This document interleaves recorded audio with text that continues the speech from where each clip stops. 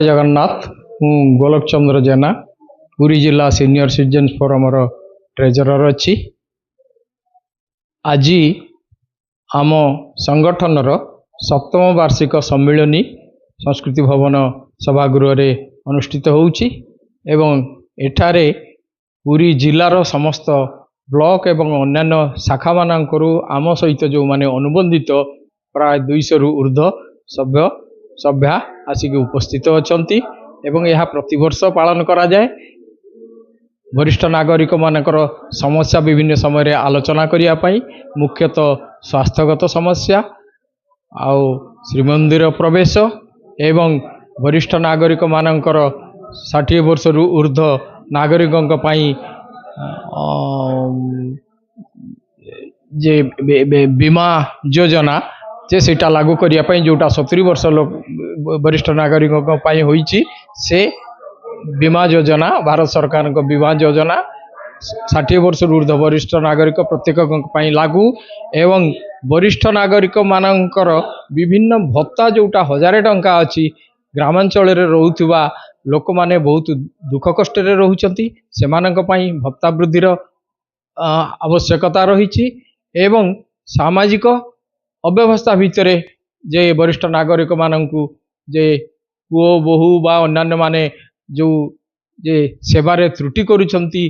तेणु प्रशासन तरफरु सेमानकु सहायता दबार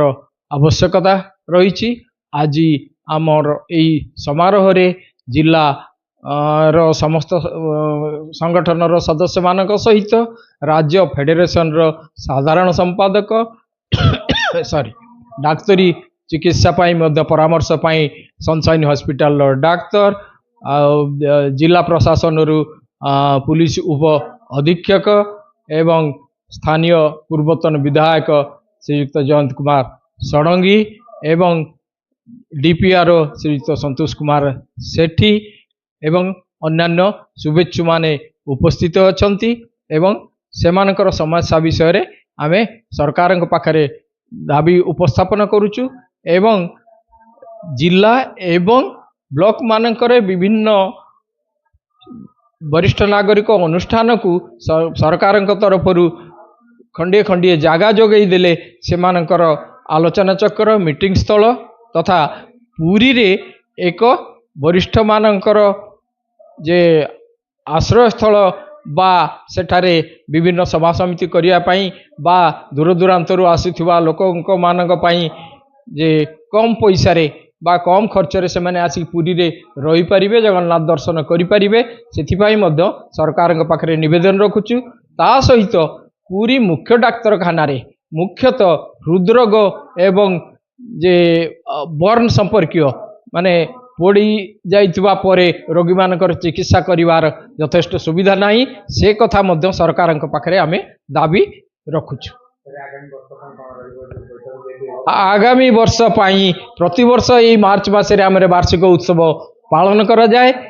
ता भितरे आमे यही सब काम करिबा संगे संगे वृक्षरोपण समाज सेवा परिमल व्यवस्था एथिरे आमे भाग नौचु महापुरुष मानकर जीवनी बा आध्यात्मिक आलोचना चक्र रे भाग नौचु एवं पर पीढ़ी को जे उत्साहित करिया पई संदेश मध्य दौचु।